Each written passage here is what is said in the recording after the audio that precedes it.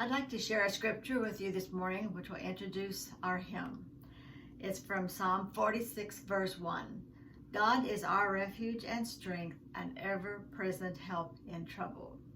So that is kind of what our hymn was based upon, and it's entitled, It Is Well With My Soul.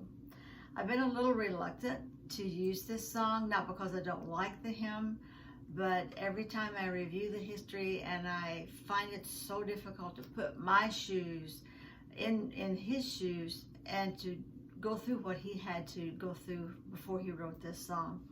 Other than knowing God can get us through anything that seems impossible, I can't imagine surviving what Horatio G. Spafford endured.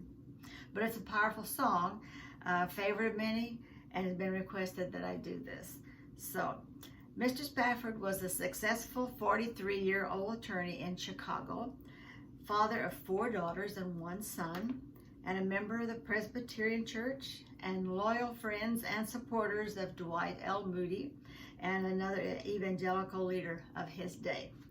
Right before the Chicago fire of 1871, he and his wife lost their 4-month-old son to scarlet fever. Later, during that same fire, Spafford lost all of his extensive real estate investments. So when Mr. Spafford's friends, Mr. Moody and music associate Iris Denke, left for Great Britain to an evangelical campaign, Spafford decided to lift the spirits of his family by taking them on a vacation to Europe. He also planned to assist his friends in the Moody-Sankey meetings when he got there.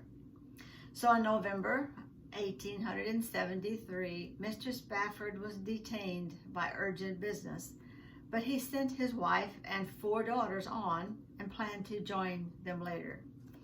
After sailing 4 days, taking them halfway across the Atlantic, their ship was struck by an iron sailing vessel that caused their ship to sink in 12 minutes. Among the 226 passengers who drowned, only Mrs. Spafford survived out of his family. She was found nearly unconscious, clinging to a piece of the wreckage.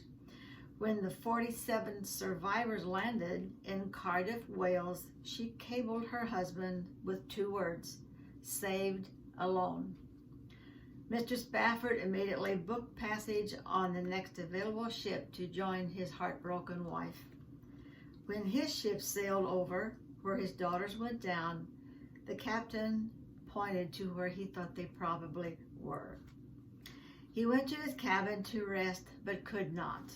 He, in his assurance that God is always good, wrote, "When peace like a river attendeth my way, when sorrows like sea billows roll, whatever my lot, thou hast taught me to say, it is well with my soul."